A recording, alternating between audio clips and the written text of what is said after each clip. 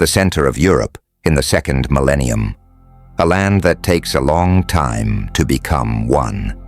People who only begin to see themselves as German over the centuries. Who are we? Where do we come from? Questions about a millennium of German history. Democracy in the 10th century. In the 10th century, no one yet speaks of the Germans. The tribes of the Bavarians, Saxons, Swabians, and Franks are connected primarily by their language. An external enemy strengthens their unity. He wants to use the opportunity to rule as king over the German lands and as emperor over Christian Europe. Otto the Great.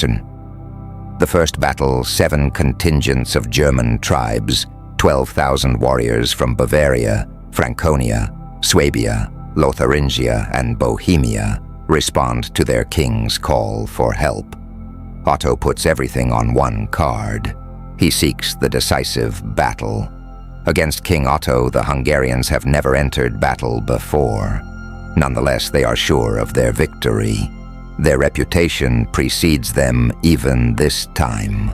For years, they have invaded the empire more than 50 times, plundering castles, towns, and churches, and committing bloodshed among the population, sparing no one. A chronicler reports, "Enemies of humanity and Christians, they were called."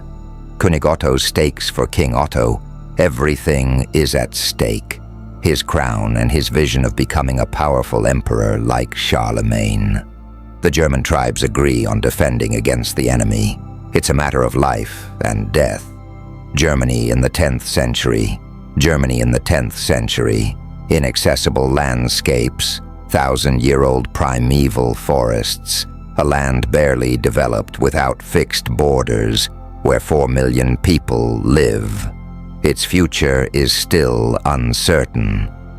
Otto's rise to power, 19 years before the Battle of Lechfeld, Otto is still Duke of Saxony. Traveling to Aachen with his 6-year-old son, Liudolf, who is to succeed him, Otto's subjects are mostly peasants, mostly unfree, with just enough to live on.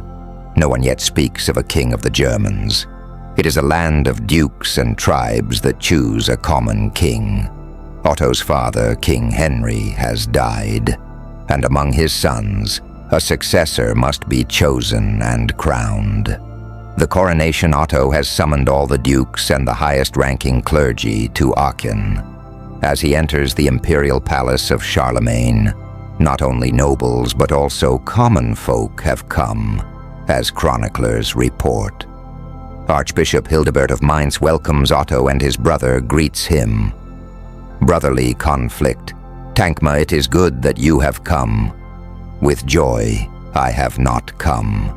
Beware, my brother, you may be the elder, but our father designated me as the sole king, as the best and mightiest of his sons. Beware. Not even in Saxony do you have everyone behind you. Besides, where is our beloved brother Henry? Where he can do no harm to me or to you, let that be a warning. Raise your hand against me, and you will have not only your brothers, but also enemies. Never forget that. Otto's coronation. The dispute is about the highest honor. Otto wants to be crowned in the Palatine Chapel as the successor of King Henry. Here rest the remains of Emperor Charlemagne, revered as a forefather by both Germans and French.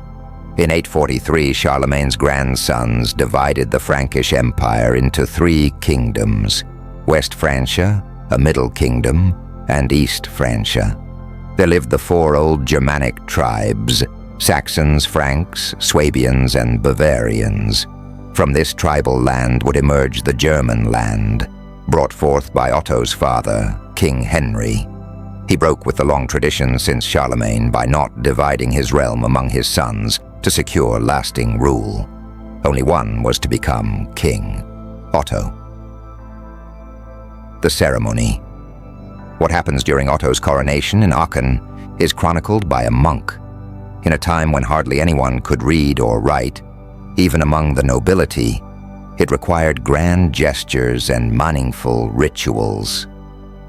They made him king according to their custom, then promised him counsel and help, reports the chronicler Widukind. Your enemies are my enemies, your friends my friends. I will always stand faithfully by your side. The dukes pledge their loyalty to their king. The principle of election for the German kingship, established at Otto's coronation, would remain for nearly 9 centuries. Otto's coronation was still accompanied by the approval of the people. If this election pleases you, raise your right hand to heaven. And the people were pleased, reports the monk Widukind. Here in the octagon of the Aachen Cathedral, where Charlemagne's throne still stands today, Otto was crowned king, followed by 30 more German rulers. Divine right. With the anointing by Archbishop Hildebert, Otto was understood as God's representative on earth. May your head never be without the oil of mercy. And as the bishop placed the diadem on him, he declared him king and successor of Charlemagne. May you now and in the future be crowned with eternal reward, the divine will, the appointment by the princes, and the heritage of history. These would form the basis of German kingship. Aspirations beyond kingship. Otto is now king of all German-speaking tribes, but will that be enough for him? What are his plans? The throne of an emperor, not just a king, he sits on. This is perceived as an outrageous presumption, as if he were demonstrating that he also wants to be emperor over the entire Western Christian world. Otto's rule.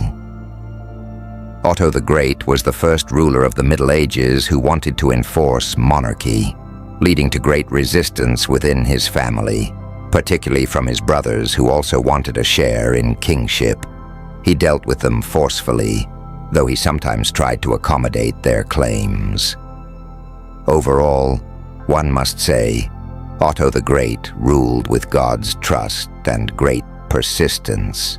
In the Middle Ages, ruling was done from horseback. There was no capital or proper seat of government. Thus, Otto traveled as a traveling king for about 180 days a year with his entourage of nearly 2,000 through the German lands, after the coronation. After his coronation in Aachen, Otto's first journey leads to the collegiate church in Quedlinburg. In its crypt, restorers have painstakingly uncovered ancient wall paintings. Among the many biblical scenes, a very worldly portrait emerges. Otto with a crown and scepter. More than 1,000 years after its creation, the fresco from early German history is restored. Quedlinburg as a spiritual center, the extensively restored collegiate church of Quedlinburg, is now a UNESCO World Heritage Site. Otto felt a strong spiritual connection to the crypt, where he often prayed at his father King Henry's grave, to whom he owed his kingship. Challenges from within and without as king. Otto not only has to fear his brothers who envy his father's favor, but also recurrent Hungarian raiders, known as Magyars. Otto, as the protector of the realm and a devout Christian, prays for protection from the Hungarian arrows. King Henry had already built fortifications like the Saxonburg to defend against them. Defensive measures. Henry had given land and weapons to the peasants and stocked granaries, so his subjects could withstand long sieges.